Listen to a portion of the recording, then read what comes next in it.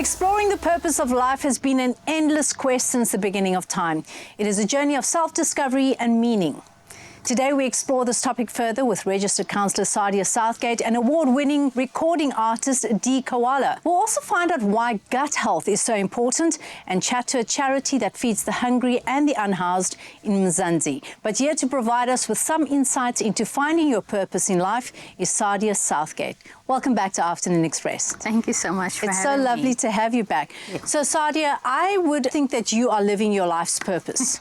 Definitely. But what does that mean for most people? So many people struggle with what is my purpose? You know, it's a very tricky question to answer because if you look at the term life's purpose, it's very broad, but it can also just be like people trying to navigate through understanding what it really means. Okay. But it's the thing that makes you get up in the morning, go and do your passion, go and fulfill your passion, go back home, feel fulfilled, get up the next day and continue doing that. So it's basically coming down to the thing that motivates you, that drives you and fulfills you every single day. So in a nutshell, it's the thing that makes you feel alive. Now, what if someone's not feeling alive? How do they feel that energy and electricity of that aliveness? It's very difficult, but the thing that really makes us feel alive is the thing that really speaks to our strengths. So Yes. essentially for me, when it comes down to my strength, it's looking at this is what I'm good at, that's what I'm not good at. So that's the thing that's going to bring that sense of purpose. But ultimately, I feel that, you know, when it comes to life's purpose, there's such a variety of things that we can look at, and where your passion is where your purpose lies. Yeah, that's such a beautiful definition of purpose. I love that. I feel that where you feel alive is probably where you're meant to be. But you mentioned something so important, and that is your strengths. I think so often in life, generally speaking, the average human being tends to gravitate towards what am I bad at, Yes. as opposed to what am I good at. And when you start focusing on your strengths and what you're good at, a whole world can open up for you. But the sad reality is that we have a large percentage of the population globally that feels depressed, that's in a state of just low energy and malaise. How do they find out what they're good at when they feel that they're not good at anything? Yes, that's a very good question. I think my very simple answer is to seek professional help. And with seeking professional help, you can speak to a therapist or a counselor that is able to help you to navigate through, firstly, your childhood, because a lot of our perspective, our purpose also derives from that, and we find a sense of meaning in our lives as well. But ultimately, you're not alone. You are not the only one that goes through it. And I think you also touched on there's such a large population that goes through it. So oftentimes we go through it and we think, I'm the only one who's struggling to find a sense of purpose in life, but you're not the only one. So authentically, it comes down to, you know, finding your true and genuine self. So when you focus on your strengths, you find your true and genuine self. I love that. I absolutely love that. You know, there are so many studies out there, and please correct me if I'm wrong, that say that a big part of our purpose is, number one, recognizing what we're good at. So that's the strengths that you talk about. But number two, and this is what's most important, is that you share that with the community. Definitely. And it's finding a sense of connection as well, and sense of belonging. You know, if we look at Maslow's hierarchy of needs, Yes. it's a basic need to feel that sense of belonging. Please explain that to us. I love that you brought that up. Tell us about the hierarchy of The needs. hierarchy consists of human basic needs. So we have our shelters, our water, our clothing that we need. But one of the things that we often miss when it comes to that is a sense of belonging, love, connection with people, which is basic need, and we don't think that it's a basic need. Yeah. So when it comes to that, you connect with other people, you find different values that they have, but you also connect with the same values, the same interests that you have, and because of that, you also build a sense of community around it. And then also finding your strengths, because in moments, for example, when you have found perhaps your life's purpose, but now you don't feel your best self, Yes. you're questioning yourself, there's self-doubt, and as you mentioned, you know, there's depression, there's anxiety, and because all of these things are so prevalent, it's very difficult to see our Yes. passion. So if we recognize the huge role that the community plays in how we feel about ourselves, and importantly, how good we feel about ourselves, because you feel a sense of purpose in community, where would you suggest that people start growing that community, being a part of a community? Yes, I think it's putting yourself out there. Firstly, also you can explore your passion for yourself first, because we can't give something that we don't have. So a lot of the times I think it's also looking at, do I need external validation to to find my life's purpose. So asking... Do I need external validation to find my life's purpose? Okay. Yes. So sometimes people thrive on external validation, but that's kind of a misconception, because it's very dangerous, because if that person is removed from the equation, I'm always going to feel invalidated. So it's looking at myself, asking certain questions again. What am I good at? What will make me feel like I need to wake up the next morning and I'm going to feel happy and I'm going to feel joyful, and take that and then find other people around you, whether it's just putting yourself out there. And I think it's very scary doing that, you know, because we're so used to isolating ourselves, especially when we go through difficulties in life. Is putting ourselves out there, get connected with certain people in social groups, whether it's a church, a ministry, any, you know, community, whether it's in your workplace, circle of friends. Finding a sense of commonality in that sense is a very good start as well. I love that. And you know, even on social media, there are so many Facebook groups, for example, that you can find a way into. And I appreciate what you said about happiness and joy. The thing about external validation is that we've got to get to that place where we are happy and that others add to our happiness, but they don't make us happy. So, Sadia, thank you so much. Life's purpose is a personal quest, and by continuously seeking and evolving, you pave the way for more meaningful and fulfilling existence. On social media, we would like to know from you, what is your purpose in life? Comment on our social pages and remember to use the hashtag Afternoon Express. We'll see you after the break.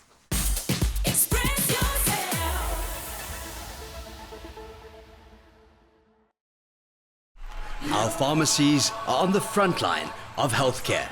This is Pharmacy of the Week. I love to interact with people, listen to them, listen to their problems, and solve their problems in the end, which is the most important for us. And that's why the community love us. They don't have to pay. They get information for free. We have our sister here, and she does a lot of different things in the community. So it's like a walk-in clinic. People don't need to make any appointments. They just can come in, and we render all the primary health care services, as well as screening services, path care services, and all women's health services. And service should be friendly, effective, and quickly, because we're working with sick people. We see that there's at least 1 to 2 to 3 pharmacists and pharmacist assistants available, so we can do effective, quick service. To be able to render a good service to our patients and customers, you need staff that's well trained. They must know what they're talking about and inform the patients as well to keep them happy. One of the most important things in pharmacy, I think, is to promote a healthy lifestyle in our community. Pharmacy of the Week, proudly brought to you by Adcock Ingram OTC, sponsors of Brave, inspiring communities one pharmacy at a time. We've been long in the game, healing South Africa one allergy at a time. All the sneezing, runny nose, itching of nose and throat, we've left no stone unturned, until finally South Africa recognized us. You've given us the courage to continue to do what we do best. Live, work, play, sleep allergy-free with Allergex Non-Drowsy. Ask your pharmacist for the full allergy range. Brought to you by Adcock Ingram OTC, sponsors of Brave. Welcome back. Now, over the past few years, we've witnessed the amazing journey of Dee Koala, and we've decided to invite her back to discuss what she has been up to and, of course, her purpose in life. Girl Lee, welcome back. What's up? How you doing? I'm okay. You know, every time I see your face, I see joy, I see energy. It's always exciting to be here. It is. Now, the last time you were on the show, you gave us your incredible single, Gwan. Of course. And ever since then, you've now dropped the music video. The music video has garnered over 1.4 million views, if not more now. Probably. On YouTube. Probably, yes. How does that feel? I think it is my first million on a music video. I'm just kind of very happy that I got the chance to put my hands on the direction and co-direct it, because sometimes as artists it's very hard to bring your brain to life. Your vision, sometimes creativity always runs around and it changes around almost every day.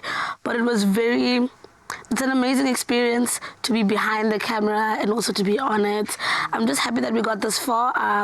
It's still my favorite song till now.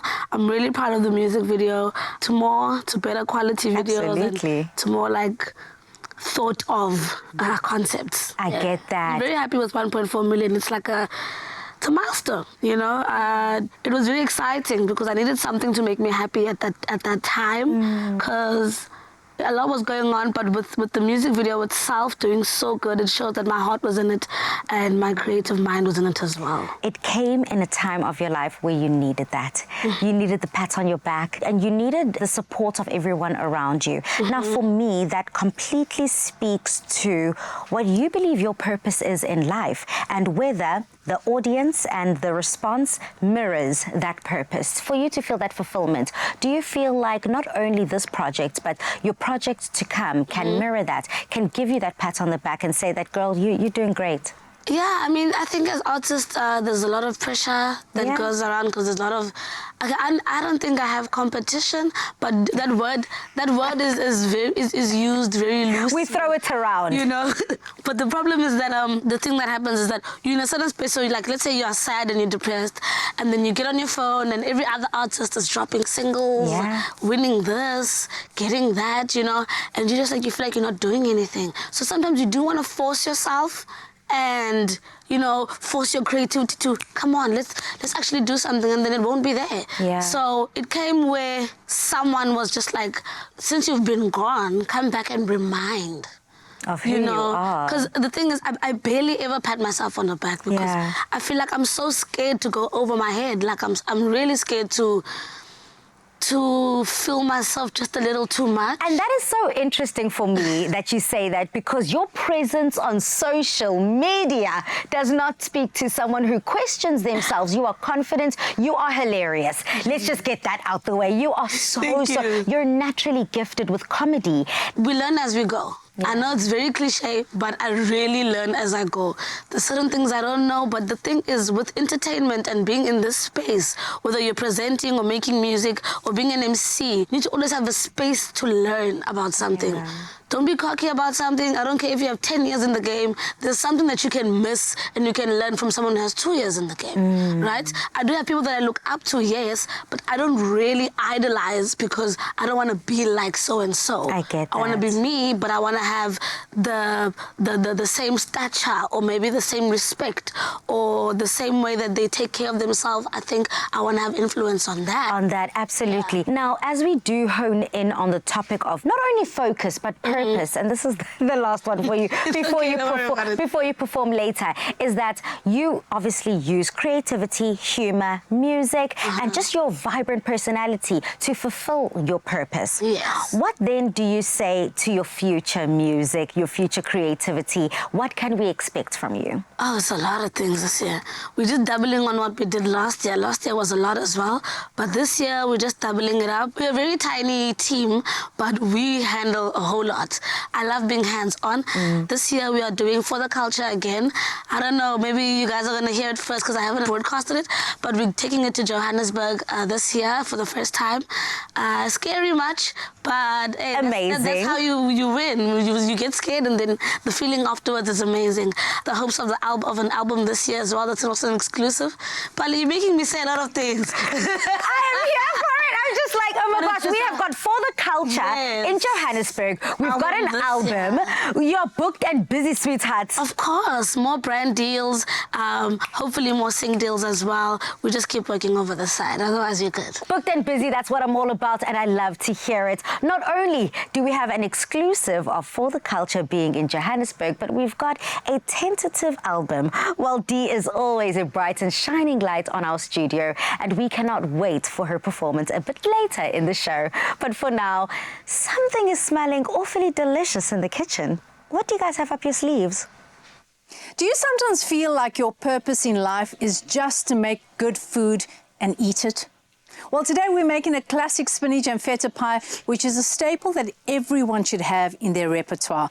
This looks incredible. I agree with that, because a lot of times people seem to overthink the food part, because people seem to think it has to have a lot of ingredients, it has to have too much. This is such a simple but tasty recipe, and it only uses a couple of ingredients. The staple, which is feta and Yes. spinach, is one combination that is just seems to make everyone happy, whether it's in a spanakopita or in this case in a Yes. pie. So hopefully everyone that gets the recipe today will want to try this out. We've got our puff pastry, which we've left out for a That bit. scares me. Why? The pastry. I don't know, it just always feels overwhelming. Feta, I love feta. I love the taste of feta. I love the feel of feta in my mouth. But to make that from scratch really gives me anxiety. I can imagine. Luckily, you can buy the puff Yes. pastry from the store, so you don't have to worry about that. But I can imagine the admin of wanting to make your own puff pastry. Guys, don't stress yourself. That's how I grew Buy up, the though. store. My mom made everything. I know, right? From scratch. Buy it from the store and get it done. All you have to do is just make sure it's thawed enough. Obviously, not overly too much. You don't want it to fall Yeah. over the place. You still want to be able to be pliable where you can fold it over. Okay. But not too much where it actually tears as you use it. Okay. So we'll just let that sit for a bit. And over here is the filling that we're going to make. We've got our spinach already chopped up. In there, we're adding a bit of dill. So as you can see, I'm using a soft herb. So when you talk about soft herbs, you're talking about your dill, your basil, your coriander. So any of those soft herbs would definitely work in this recipe. We're going to season it a bit. We're just adding a bit of salt and pepper. And then because we are using the spinach and feta combination, I do like to add a bit of lemon just for a bit of zinginess into this. Okay. So may I ask you just to, if you can open that container for me with the feta, because we are using clover, the plain feta today. Ooh, I got some lemon juice in my eye. Not only good for the sorry. food, is good for the sight as well. So a squeeze of lemon goes into this baby over here. And we are using clover feta today. Yes. We're going with the plain flavor, but clover does have a range of Yes, it different does. I've flavors. seen that, So yeah. you could use the one with the herbs, you could use the one with black pepper. It's completely up to you. And then we're just going to crumble this over together because this is the filling. Very simple, very easy, you see. Some people would want to add a couple of other things in here, perhaps some garlic, perhaps adding some onions in there. If you want Yeah. whatever flavor you'd like to add, you definitely could do that. But I like to keep it simple when it comes to certain classic recipes. Yes. I'm a huge feta fan. I kind of put feta into everything. I've recently started putting feta into my eggs as well, and I just find that it's one of those ingredients that literally can go with anything. I agree with that, especially because of the salt content. The Yes. thing about the feta itself is that if you add it into any recipe, you just have to be mindful about the salt content that you add. Yes. But otherwise, it's a great flavoring component because you make sure you get that saltiness from there, and then you just balance it with whatever other flavors you're going to be using.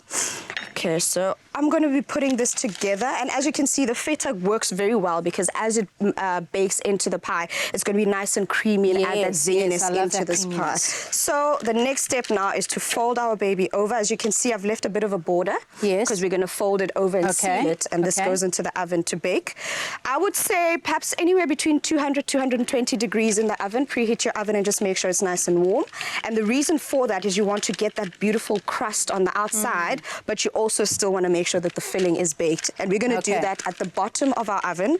We're going to put this at the bottom, and then we're going to bake this for about 25 to 30 minutes. Okay. The idea is just to make sure that it's nice and golden brown. Yes. I mean, golden brown, yes. Not brown. And then as you can see, we've folded it over. This goes into the oven to bake for about 25 to 30 minutes. It is important to make sure that you give it a nice, beautiful brush for Okay. that golden color in the top. And That's egg? That's egg wash, Okay. yeah. Just simple egg wash.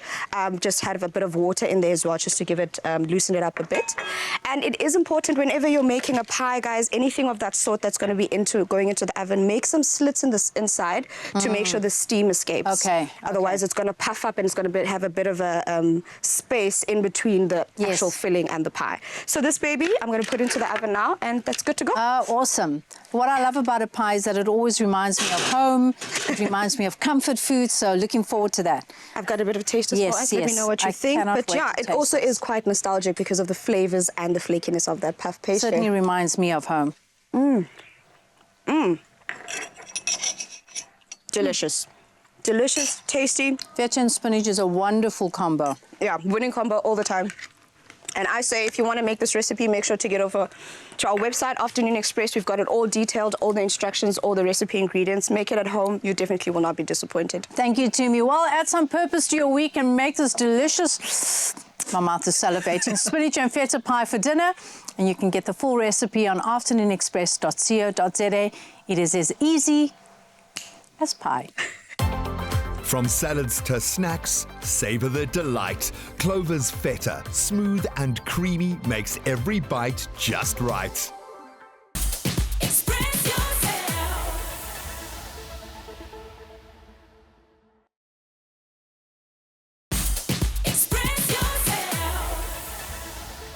Do you suffer from fatigue, mood changes, or an upset stomach? It may be your gut. The importance of our gut to our overall health is a topic of increasing research in the medical community. And here to chat about the importance of the gut and health is registered dietitian Sabiha Abdullah. Welcome to The Loft. Thank you for having me. What is the gut and where is it in our bodies for those that don't know much about gut health? So when we speak about the gut, we are speaking about the entire digestive system, which starts at your mouth, includes the esophagus, stomach, small intestine, large intestine, ends at the rectum. So it's right through. All of that is your gut? Yes, Really? it is, yeah. I thought the gut was just here. Oh, No, wow, it is okay. essentially the pathway through which food travels during digestion. So Okay. Why is gut health getting increased attention in the last, I would say, 5 years in particular? So gut health is crucial. It's very important for the breakdown of food, the absorption of nutrients, and also elimination of waste.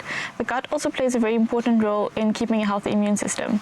Okay. So if we imagine the gut to be a garden, so in a garden you'd want flourishing flowers, lots of different plants for it to thrive. So similarly, the gut would need a number of different bacteria as part of the community to stay healthy. Okay.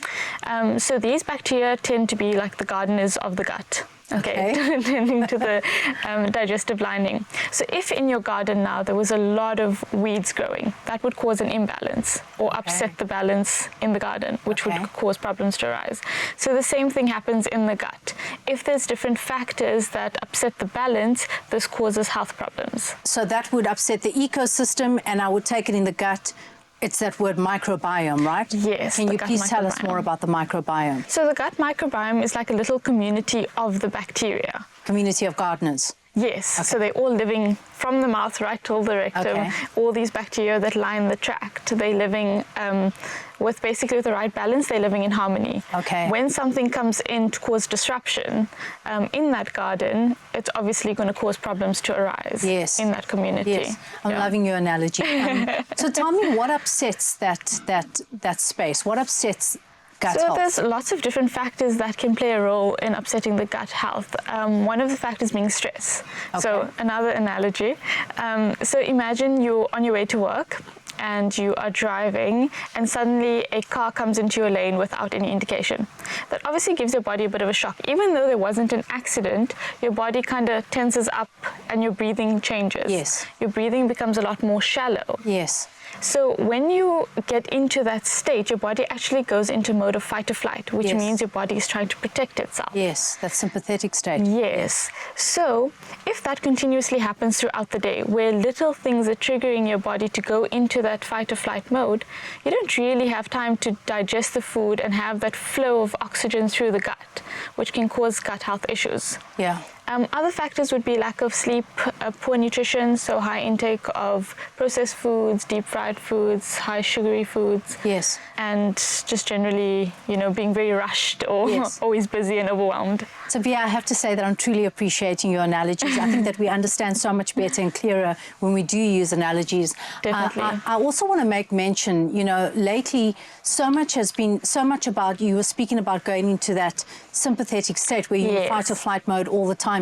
And so much about mental health these days is linked back to the gut and the condition of one's gut. Can we touch on that a little bit more in terms of mental health and making sure that your gut is in the best state possible? And when you're not feeling well mentally, to consider that maybe you need to change your nutrition or be more cognizant of what you're taking in and consuming. That is spot on. So your gut and your brain are very closely linked. We call it the gut-brain axis. Yes, the second brain. The second brain, yes.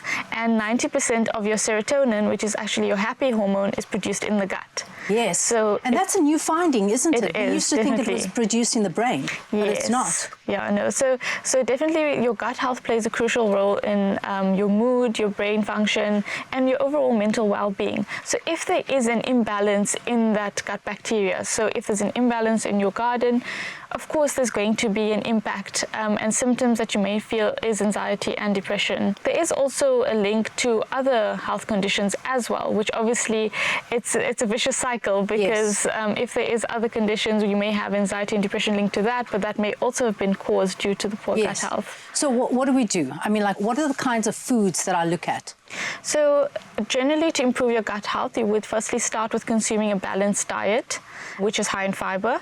Okay. So fiber is the roughage that we find in food, and this adds bulk to our gut. So remember, the fiber feeds that gut bacteria. Yes. So it's all great and well to have them there. We still have to keep them alive. Yes. And as a female, we would need about 28 grams of fiber a day. And as males, they would need about 35 grams of fiber per day. So we can get this through whole grain foods. So if we're having pasta, for example, just choosing the whole wheat pasta instead of the normal pasta. Okay. Or if you're having a potato, have it with the peel on instead of taking the peel off. Oh, fascinating. Oh, Sabia, I feel like I want you here for the entire show. That's also interesting and fascinating. Thank you. Well, there you go. A happy gut often leads to a healthier you. So consult a registered dietitian to tailor-make your personalized plan that supports a healthy and balanced gut. Making your own decorated candle is easier than you think. Just look at how beautiful these are. Now Jay is going to show us how to repurpose and recycle serviettes to make candles.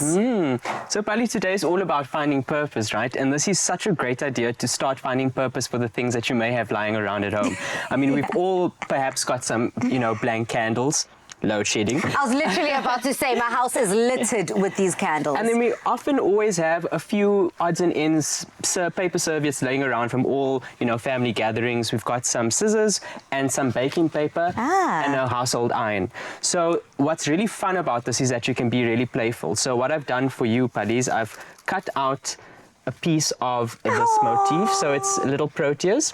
So, and friend, can I tell you, you know me too well. Anyone who knows me knows that proteas are my favorite flower. I know you love a flower, girl. And my name means flower. Palisa means flower. So it's right up my alley. This is gorgeous. Okay, great. So what we've done is we've chosen to use a clear candle just because I feel it transfers better. Okay. So what we're going to do is put that around there, Pali, and you can hold on to that. Okay. And then baking paper. Now, this is quite a great idea because we're applying heat to the candle. Yeah. So heat in candles, you know what happens? It melts. So this creates sort of a barrier around the candle. So the iron doesn't stick on the candle. Exactly. So we're just going to wrap that around tightly. Now, I've got my iron already preset to the silk setting because, we like a bit of silk. A little silky. So that's quite a low setting, Pali, and that is enough. You can see I can actually touch it. Yes. But it's enough heat to actually start transferring. So. Okay, so also temperature of the iron is crucial because we don't want to melt the candle. Exactly. So we don't want to melt the candle, and we also don't want to get the wax onto our iron. Yeah. If you're anything like me, I scorch a lot of things with my iron, and it's literally just about taking your time and easing that heat all How long does this process take? Are you able just to peel open the paper and check? Why don't we do a test and see? Oh, voila. guys. So it's already started sticking, Pali, but you can see there are points where it hasn't quite It needs more heat. adhered, so we're going to just do a little bit more. And what's great about this, Pali, is that you can start doing overlapping designs as well. Yeah. So you can really take cuttings from all of your leftover paper serviettes, and it's important to use only one level. So one layer of the serviette. Okay. You can see there's multiple layers, so that gives you room to use on other candles. Can you please have some scissors? Here you go, friend. Okay, I get it. So, Jay, today we're focusing on purpose, repurposing things, things that might have been old, might have been lost. As they say, one man's trash is another man's treasure. And this is exactly what we're doing here today. But how are you able to continuously repurpose other things in your household just to be able to make such gorgeous projects? What I've done recently is I had this double-decker dish rack that I've now converted into a planter. So I've got vegetables, little herb planters on my windowsill now. So it's really just about being creative and also researching. There's so much information online, videos on, all over social media. So I would just do your research and find ways to have fun. And this is a great opportunity again to, fellowship with your family, spend time together, repurposing things and making something beautiful out of very little. I love this. This makes me feel confident and capable. Here is to imprinting our way into all things DIY. Thank you so much, Jay. Isn't this beautiful? It's gorgeous. Now, we hope that you have loved this just as much as we did and that this is going to encourage you to get creative. We'll see you after the break.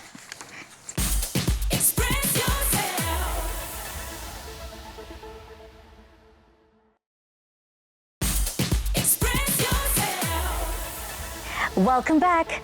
Now, finding your meaning in life provides a guiding framework for setting meaningful goals, making decisions, and of course, finding your fulfillment. So next, Sadia Southgate will take us through 5 ways that can help you find your purpose in life. This seems like such a huge topic, Sadia, finding your purpose in life. But if we were to just drill it down to 5 tips, I can only imagine that self-reflection is right at the top of the list. Most definitely, because, you know, self-reflection helps us to focus on our values, what gives us purpose and meaning in life, but also what is our aspirations. So focusing on what really matters to us and examining our own thoughts. So self-reflection kind of contributes to examining, you know, what am I thinking about my purpose? What am I thinking about my hobbies or even just my passions as well? So having these self-reflections create a sense of awareness as well and asking yourself certain questions to reflect on what matters to you most. But for you to be able to reflect on what means the most to you, you have to identify your passions. So what does exploring your passions do for this? Yes, exploring your passions comes down to exploring your strengths. So exploring your strengths in the sense of, you know, looking at what drives you and what it is that you are in alignment with. Because when you're exploring your passions, you're also kind of putting yourself out there, exploring different hobbies, different, you know, activities it is that kind of makes you feel more alive and aligned with your passion. Now, one thing that I am not good at, as we trickle onto the third thought, is setting meaningful goals. I will have all goals in South African history. I will know what I want to do, when I want to go there, and what I want to do when I get there. But I struggle with actually, number one, holding myself accountable and sticking to those goals. So what does setting meaningful goals do? Yeah, setting meaningful goals is exploring short and long-term goals. And I think that's what's important because sometimes, as you say, you know, it's difficult to remain accountable because it's kind of narrowing it down. When we say setting goals, it's looking at SMART goals. Is it specific? Is it measurable? You know, is it attainable? And also, you know, what is the time frame within which I can set these goals for myself? And setting goals will help you to kind of work towards something and then you see the results at the end of it. And because you're seeing the results at the end of it, it drives you towards finding more meaning and purpose in life because that's what pushes you at the end of the day. But at the same time, as much as I'm not good with holding myself accountable, I always tell those around me what my goals are. So what does connecting with others then do?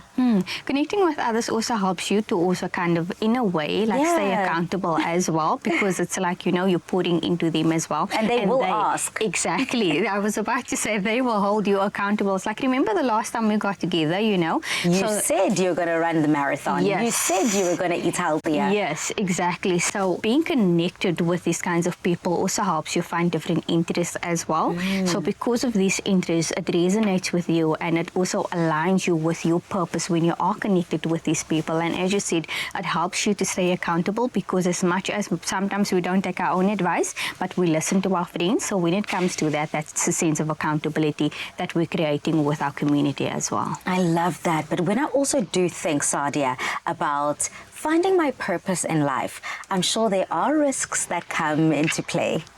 A lot of them, you know, but, you know, even with the risk, it's about exploring different connections as well and putting yourself out there because essentially when you do put yourself out there, you are being introduced to different cultures, to different hobbies, different personalities, different values, different interests. So it kind of narrows it back down to what it is that you want and what it is that you do want. So taking the risk means that it's going to cost you, but ultimately it will cost you to learn different opportunities opportunities and also unlearn different behaviors and hobbies that you find that may not even be an interest for you. But essentially, you have to take a risk when it comes to putting yourself out there and with finding your passion, because that is what's going to align you even closer to what your passion is, but then what your purpose is, because without purpose, you can't have passion. You can't. Well, thank you so much. Well said, Sadia Southgate, giving us 5 tips on how we can find and fulfill our life's purpose. Now, as we wrap up this segment, we thank you, Sadia, so much for sharing these tips with us today. And to our viewers, embrace the process of finding your own purpose in life with patience and with an open heart. Happiness begins from the moment we do something for others. Yes, that is what will give you purpose in life. Joining us now is Yolanda Jones, the program director from Ladles of Love, an organization who's doing amazing work in communities around Mzansi. Welcome to Afternoon Express. Thank you. Thanks so much for having me. First of all, I love that name, Ladles of Love. It just conjures up feelings of community, of love, of warmth. Yeah. Tell us more about your organization. So Ladles of Love is a food relief organization, well, twofold, food relief and food security. And we started out as just a soup kitchen in St. George's Mall to now feeding thousands of people a day. We love the idea that we can feed people, but we want to do so much more. So we nurture, we nourish, and we grow. Yeah. So what I'm hearing is that you guys have grown. We have. And why have you grown? Because there's a need for that, or you've had support from the community? We've grown because there's a need. Yes. There's a bigger need than we can meet at the moment, to be honest. Yeah. But Ladles of Love started out just feeding, and I love how you said unhoused community members, because they are not homeless. They have found a home just on the street. So we started out feeding unhoused communities, but now we've extended that out to our early childhood development centers, as well as community dignity kitchens across the city of Cape Town, Gauteng, and the Northern Cape. So Yolanda, because we are on the topic and you have brought our attention to that, there has been a shift from calling homeless people to rather unhoused people. Yeah. Can we touch on that for a moment? Yeah. One of the things that I absolutely love, I go to our Dignity Kitchen at least twice a week. We serve there 4 times. When you have conversations with the people who are in the line waiting to be served a meal and you hear their stories, you realize very quickly that that story could be yours. Yes. With just a different set of circumstances, that story could be yours. And so we now treat them with love, with dignity, and with respect. They are often not treated that way. Yes. They are often looked down upon, they are often frowned upon, but we have realized that they have a story, and most of them, their lives were changed because of COVID. Yes. They've lost their homes, they've lost their jobs, they've lost their companies, they've lost relationships, and so they are there because of circumstances, and it could be our circumstances very easily. I also want to touch on the fact that a big part of your campaign is something called Love Books, and I see that you guys are venturing out into literacy. What has sparked that? We communicate with all of our ECDs, and we focus our campaigns based on what they need. We started out with Love Bears because these kids did not have love, or didn't know how to show love, or how love should be expressed to them. So we started showing them how to cuddle and how to love and how to nurture something. Then we moved to Love Books because our ECDs showed that they lacked resources, educational resources, and things that kids could play with. And now they've indicated that literacy is an issue, as we know in South Africa. We have grade 4 learners who cannot read with comprehension. And so they've had an appeal, and we have responded. So now we have our Love Books campaign. Literacy empowers you. It liberates you. Absolutely. It gives you an opportunity to grow from where you are now and get out of poverty. And ultimately, our goal is to alleviate hunger. And if we can alleviate poverty, we can alleviate hunger. How can people, our viewers, help in any way in terms of your organization and in terms of the campaigns that you folks are leading? So our food relief programs are basically our nutrition programs, where we support early childhood development centers as well as our community dignity kitchens. But we also have our food security programs, where we look at sustainability, and we invite people to collect their food waste at home. We then work with a partner, and we have that converted into compost, which we give free of charge to our urban farmers who grows amazing organic veg, and we purchase it back from them to give them a route to market. And then we also have our Realize a Dream program where we support food entrepreneurs who are struggling to grow their businesses to become profitable. So people can come on board with us by joining our Feed the Soil program, which is our sustainability program. But the Love Books campaign is what we're driving at the moment. So a 250 Rand a month can feed a child 2 nutritious meals a day and give them a book to read. Corporates can also come on board and they can support an ECD for a whole year or support a child for a whole year. Whatever their budget is, we have the space for them to get involved. So they can just go onto our website, ladlesoflove.org.za, and find all of the information there. Oh, Yolanda, thank you so much. Talk about living a purposeful life. Your life is so full and beautiful. Thank you so much. To find your purpose, you need to give to others as well. If you would like to be a volunteer or donate in any way, please visit ladlesoflove.org.za.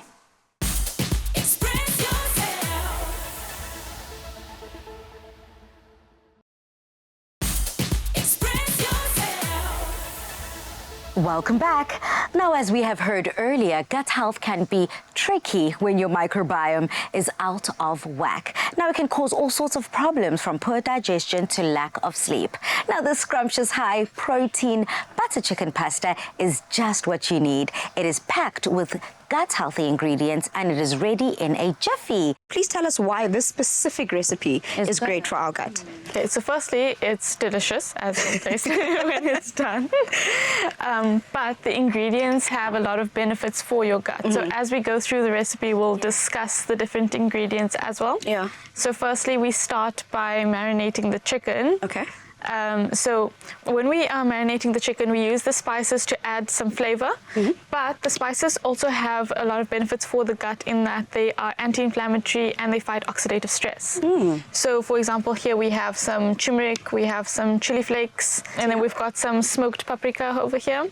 So remember, the spices all add a lot of flavor. And when you're marinating a chicken, you want to make sure that it's nice and flavorsome. We also add some yogurt. The yogurt contains probiotics, so it is a probiotic-rich food which feeds that good gut bacteria. So it's an excellent replacement for fresh cream, which we would normally use. And obviously fresh cream is a saturated fat, so as a dietitian, it is not our best friend. We also add some lemon juice for flavor. If someone does have a bit of reflux or sensitivity, they can eliminate the lemon juice as well. To add extra flavor, we can also add in some crushed garlic. So the garlic is a prebiotic, which means that it actually feeds the gut bacteria. So the probiotic you're putting in the live bacteria, whereas the prebiotic, the garlic, would actually feed that bacteria, and it adds obviously a delicious flavor. If someone does, however, have a very sensitive gut, the garlic might be a trigger. So in that sense, then we could swap it out and use garlic-infused olive oil instead, because that's much lighter on the digestive system. Okay, that's beautiful. So Domi, in your bowl, you are marinating the chicken, making sure that it's full of flavor, absolutely succulent. And is this normally the base of a butter chicken? It definitely would be. In most cases, like Sabia has mentioned, we would be using things like cream and stuff. But in this instance, we'll be using the yogurt as the base. But ideally, as we would, even when we're doing butter chicken with any other ingredient, we would still want to marinate it for a bit, right? Yes, definitely. So in this instance, let's just say you've marinated your chicken for about, let's say, 2 hours minimum. Some people even like to do it overnight. But once it's been marinated, then it's time for us to start cooking it. So I'm just going to do the cooking. But Sabia today is literally the brains behind the process to show us all the flavor components and how everything that is happening works together. So I'm going to ask you to come join me on my side of the kitchen counter. So you've already mentioned that we're actually pairing this with pasta. But if we were to put the sauce together before we get to the pasta, what will we need? So with the sauce, firstly we start with the onions, which is also a prebiotic, so like the garlic, feeding that good gut bacteria. But onion obviously can also be a trigger for some people. So you could swap that out for spring onion, the green parts of the spring onion. So you could actually chop that up and use that instead of the onion. And then we would add in the spices, again, to add flavor, but also to add in those anti-inflammatory, antioxidant properties. We add in some tomato, which is also a non-starchy veg, so adding lots of nutrition into the meal. And again, remember all your non-starchy veg have lots of fiber, which feeds that gut. So I'm just going to let the sauce go into the mixture over here and let it cook down. Palisa, I think you might want to give that a taste because it does have smells amazing. I'll actually give all of the honors to our guests. Would you like some? Can I go my in? recipe. So you Okay. Good point. Okay, let me have some.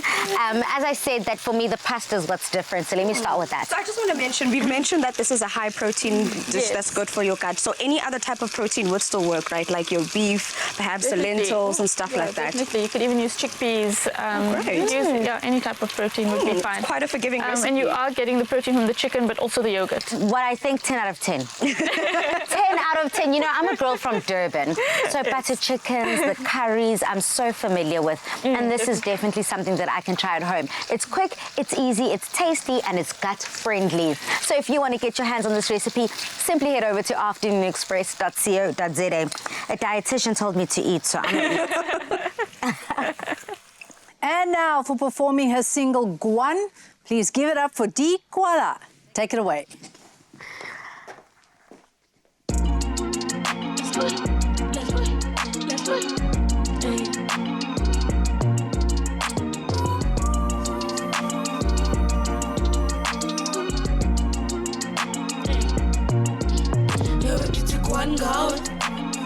Aphokulela uthuma khona sichithi singadlali yena senganqangawe ndithi kwangawe sekwangawe kancane ngoringama indemva komana lenje ngeqhena sifaki kancane uze ngawe kwangawe sekwangawe aphokulela uthuma khona sichithi singadlali yena senganqangawe ndithi kwangawe sekwangawe kancane ngoringama indemva komana lenje ngeqhena sifaki kancane uze ngawe ndithi kwangawe kutheni ingani libele bandafa kuriki yeculture iculture ndayithatha ndayibeka phezulu ngokucinga mna ndithe nqa ngawe ekuse-oko ndithule 2 years ndingadrophi nangokuba sandibhukha ibrands sandifuna le weyini yayikhuza sukwela ngafani nawe shapuze sesishap ngawe oko ndifikile egemini ndandifake eringini nantswemba nasikama ndoyiki kancana ndigwatshi nawe ukuba unqanya ndincanya xa nditosa ingaza simfakele isandla kancana nditshayi nawo apheka sike thina sidlala